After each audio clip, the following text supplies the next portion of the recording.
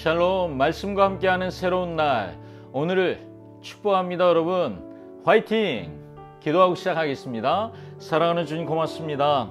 하나님의 말씀 앞에 나아가는 이 복된 시간, 성령 하나님 우리 모두를 축복해 주시고 말씀을 사랑하는 한 분 한 분을 하나님의 마음으로 안아주시고 또 위로해 주십시오.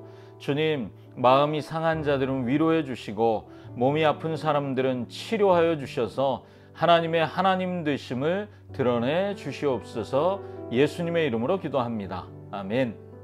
아멘. 오늘도 말씀과 함께 또 시작할 텐데요. 말씀 듣고 오겠습니다. 역대상 27장이에요. 1절부터 34절입니다. 제27장.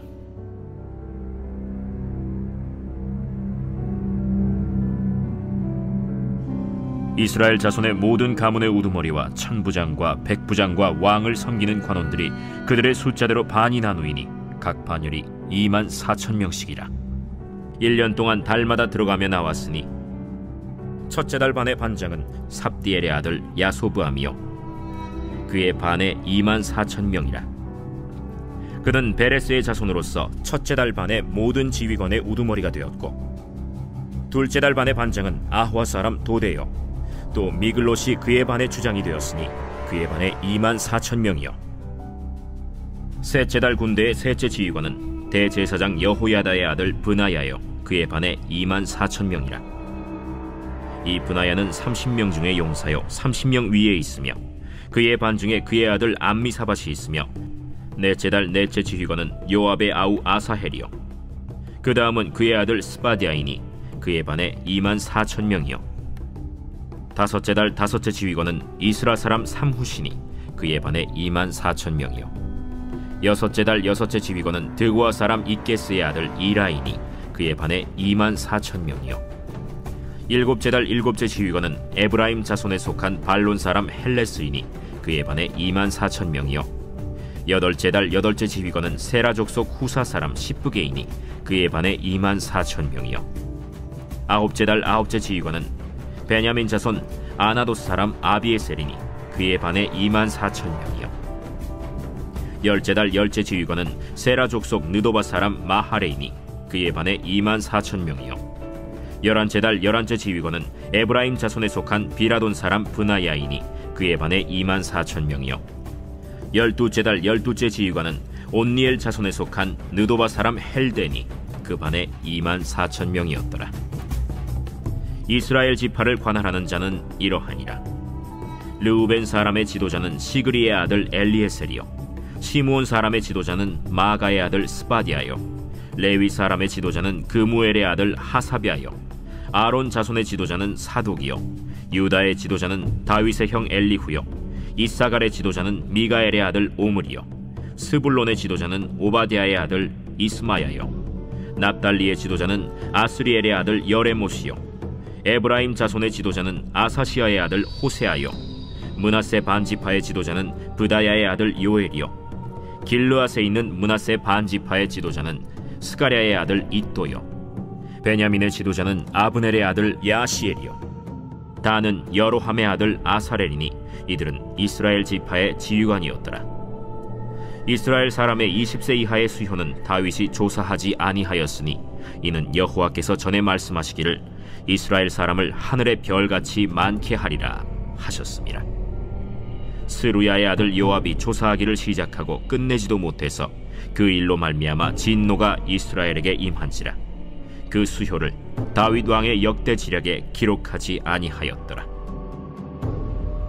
아디엘의 아들 아스마웻은 왕의 곳간을 맡았고, 우시아의 아들 요나단은 밭과 성읍과 마을과 망대의 곳간을 맡았고, 글롭의 아들 에스리는 밭가는 농민을 거느렸고, 라마 사람 시므이는 포도원을 맡았고, 스밤 사람 삽디는 포도원의 소산 포도주 곳간을 맡았고, 게들 사람 바알 하나는 형야의 감람나무와 뽕나무를 맡았고, 요아스는 기름 곳간을 맡았고, 사론 사람 시드레는 사론에서 먹이는 솥대를 맡았고, 아들레의 아들 사밧은 골짜기에 있는 솥대를 맡았고, 이스마엘 사람 오빌은 낙타를 맡았고, 메로노 사람 예드야는 나귀를 맡았고, 하갈 사람 야시스는 양떼를 맡았으니 다윗 왕의 재산을 맡은 자들이 이러하였더라.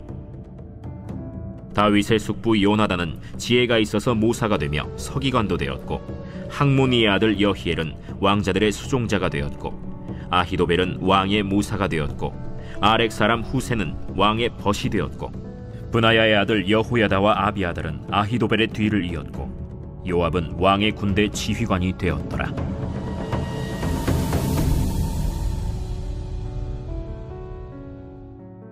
아멘. 어제 26장은요, 레위인이 하나님의 성전에서 문지기도 하고 성전 창고도 관리하고 또 다른 일들을 하고 이스라엘 전 지역에서 행정도 하고 재판관 역할도 하고 군사의 역할도 하고 이렇게 다양하게 확장된 일들을 하는데 하나님을 섬기는 사람들이라고 표현되는 것을 우리 함께 나눴습니다. 또 26장 후반부에 있었던 일들이 27장까지 자연스럽게 넘어와서 오늘 27장은 군대의 조직 그리고 더 구체적인 행정 조직 이런 이야기들을 다루고 있습니다. 4가지 목록이 나온다 할 수 있는데 1절부터 15절까지는 12반열의 군대의 조직을 쫙 짜놓은 얘기예요. 그리고 16절부터 24절은 각 지파의 지도자의 명단이 나옵니다. 지방의 행정관들을 다윗이 세웠는데 이스라엘 지파를 각각 관리하게 하는 거죠. 그리고 25절부터 34절은 25절부터 31절까지는 다윗의 재산을 맡은 사람, 또 다윗의 주변에서 또 농지, 가축, 국고를 관리하는 사람들, 그래서 백성의 세금을 줄여주는 다윗의 기본 정책을 도와주는 사람들, 그런 명단이 쭉 나오는 거예요. 여러분, 고대 이스라엘의 군사제도는 상비군이 있고요. 그리고 예비군이 있습니다. 왕이 직접 관리하고 전쟁이 일어나면 왕을 수행해서 함께 싸우러 나가는 왕실의 군대도 있었습니다. 다윗이 600명의 용병의 대표적인 군대가 있었거든요. 대부분 전쟁이 일어나면 일반 백성들이 군인으로 소집되는 거예요. 그래서 전쟁에 나가는 거죠. 백성들은 왕이 보호해주는 대신 세금과 그리고 궁궐을 짓는 성전을 짓는 것 같은 일에 부역하며 노동력으로 봉사하는 의무가 있었죠. 그렇기 때문에 1절부터 15절의 명단은 백성들로 이루어진 예비군의 명단이다 이렇게 볼 수 있고, 백성들은 1년에 한 달씩 돌아가면서 그렇게 군 복무를 했구나 하는 것을 우리가 볼 수 있습니다. 자, 여러분, 그런데 우리에게 질문이 생기죠. 하나님이 성전 짓는 이야기를 쭉 하다가 아니 군대 얘기를 갑자기 왜 하지? 게다가 이 27장에서 하나님은요 딱 한 번 23절에만 딱 한 번 언급돼요. 다윗이 성전을 건축하는 일, 이것과 무슨 관계가 있는 걸까요? 여러분, 다윗은 성전을 건축하는 일이 레위인 제사장들만의 일이 아니라는 걸 알고 있습니다. 하나님 나라의 일을 온 이스라엘이 함께 하는 것이라고 다윗은 생각하는 거죠. 여러분, 이스라엘의 모든 민족이 하나가 되어서 성전을 건축할 준비가 되었다는 것이 지금 이 명단이 보여주고 있는 거예요. 그렇기 때문에 우리가 오늘 본문에 초점 맞출 건 온 이스라엘이 성전 건축이 이게 내 일이구나, 나의 소명이구나 생각하고 하나가 된 것처럼 우리도 하나님께서 맡겨주신 소명을 알고 이게 내 일이구나 하는 것을 알고 감당해야 한다 하는 것을 오늘 우리가 초점 맞출 수 있고요. 어떻게 그럼 우리가 감당할 수 있을까요? 첫 번째는 항상 깨어 있어야 합니다. 다윗은 12명의 지휘관 아래 24,000명씩 12반열에 그러니까 12대의 군대를 조직했어요. 1년에 한 달씩만 돌아가면 되는 군대 조직이죠. 그런데 자기가 군인으로 나갈 때와 또 자기가 있는 집에서 생활할 때 태도가 달라지는 거잖아요. 소명의 자리, 나도 나라를 위해 일하는 자리라고 생각할 때에는 그곳에서는 최고로 집중해서 깨어 있어야 하는 것이죠. 하나님 우리에게 맡기신 자리에서도 마찬가지입니다. 여러분, 그 자리는 어쩌면 영적 전쟁이 활발히 일어나는 자리잖아요. 그러니 일상과 일터의 삶의 모든 순간에 하나님의 원리로 살고 하나님의 원리로 말하고 일하고 한순간도 우리 원수 사탄에게 틈을 주지 않는 그런 삶을 살아내는 것, 그것이 깨어있는 삶이죠. 두 번째로는 소명을 감당하며 우리는 하나님이 맡겨주신 일을 할 수 있습니다. 특별히 어떻게 해요? 두 번째, 함께 소명을 감당하며 하나님이 맡기신 일을 합니다. 다윗은 지방의 행정관들을 세워서 이스라엘의 지파를 관리하게 했는데요. 중앙에서 행정관리를 파견하는 게 아니라 그 지방의 모든 것을 세세하게 잘 아는 사람 중에 하나를 관리로 세우는 거예요. 그 사람이 그 일을 하는 거죠. 여러분, 왕이 혼자 다스리는 게 아니라 왕과 함께 관리하는 사람들이 있었다는 거예요. 여러분, 우리가 하나님 나라의 일을 할 때 함께 하는 것이 중요합니다. 지금 이 역대상을 묵상하며 우리가 여러 번 반복하는 건 함께예요. 함께.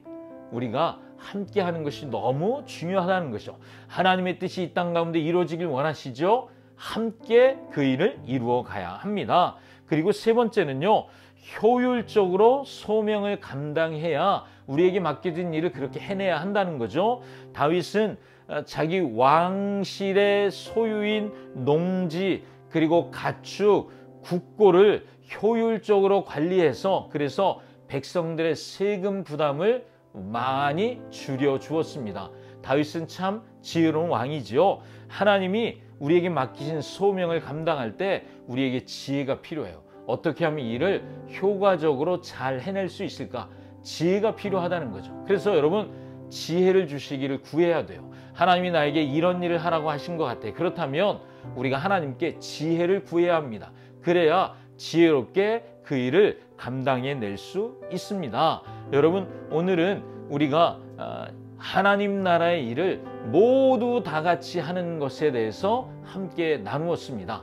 여러분, 우리가 함께 하나님 나라의 일, 우리 교회의 일을 함께 하는 것입니다. 아멘. 기도하겠습니다.